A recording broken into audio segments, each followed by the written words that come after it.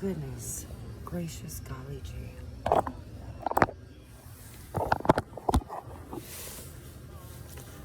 Okay, let me get layers after layers after layers off. It's a configuration of a combination of twists and twirls and undoing and elevating.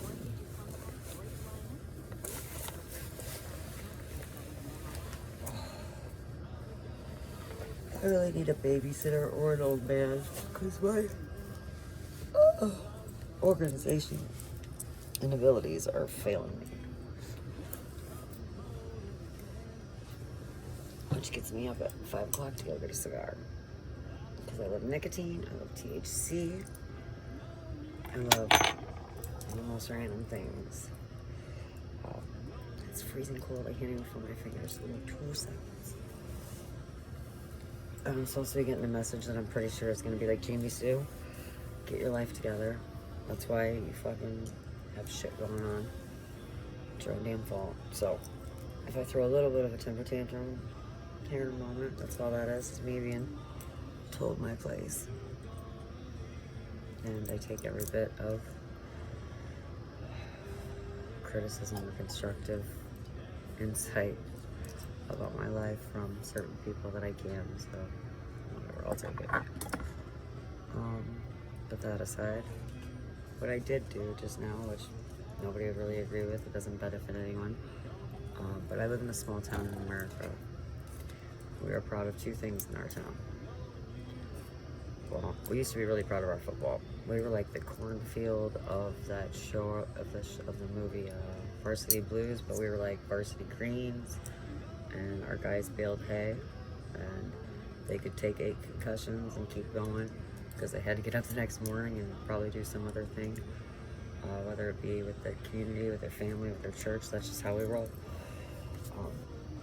I know I do not give out that personification of a small town America, but we're very proud of it, and we take very good care of our cornfields and the streets that run in between it and the ones that live among it, you know.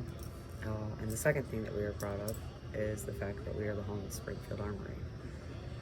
Now, there's something in this town that you do not do. If you are in town at 11:59 to 12:51, you stay off of certain highways because there's about 300 motherfuckers that have a very short time period where they go to get their lunch in our town. And that's at noon though. And I don't know, I'm sure that other people have seen this. My ex-husband worked there a long time ago, you know, but to sit there, I actually lit my cigar and went on the bridge next to the armory, and I just kind of watched these guys pull into work, you know. These guys show up an hour and a half before, there's another one showing up an hour and a half before work. They all have their individual spots that they pull into precisely, you know. They've got their days set. Some of the shiniest vehicles that you'll see in this little rich town. But a mom van pulled in. The armory actually bought our grocery store and then made part of their warehouse out of it, but that's okay, we let them go on then. But I watched guys pull in from the other side of town. It was just all these vehicles pulling in and going into their parking spots. And I mean, they could be 50 feet away on the far side of the parking lot. Everybody has their spot. They all whip in there at 5 o'clock knowing that they got to haul ass out, so they back in. It was just really interesting to see, and to think, it's probably obviously it's the supervisors that are showing up at this time.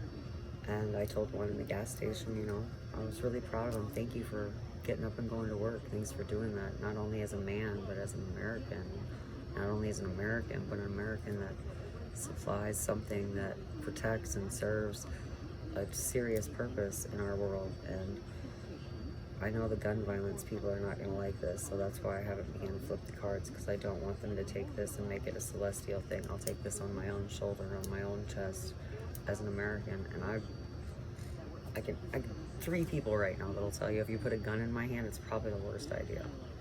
Unless it's a shotgun, and even then it'd probably have to be sawed off just to make it an accurate shot. I don't have that bone in my body. I don't want to hold a firearm. So it's not because I have my own arsenal waiting here. I've been threatened with more guns than I've wanted to use, so I actually have a little bit of an opposite opinion on the deal.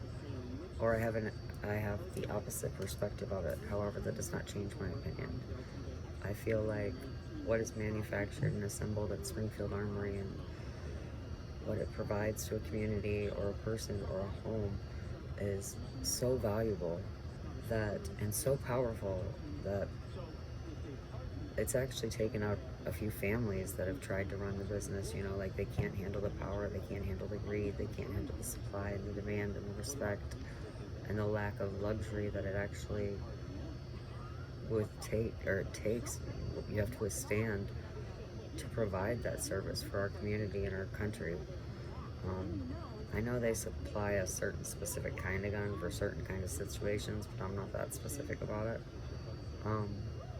But I do know that it's employed a lot of good men, and I know it's employed a lot of good women, and a lot of the female traits that I take from there is 100% feminine, divine, ultimate feminine, and the guys that work there. They've put up with a lot over the years, and their quality of whatever they provide to their consumer has not changed. At least I hope it hasn't. I just saw one of their XTs the other day when it was pointed at me, so. But again, if I was a threat, that person would have taken me out. I feel like they serve a purpose. And it's not that guns kill people, and it's not that people kill people. It's the concept of putting it all together and having it up to free will, capabilities, abilities, and having faith that, how can I put this? That what we do is right.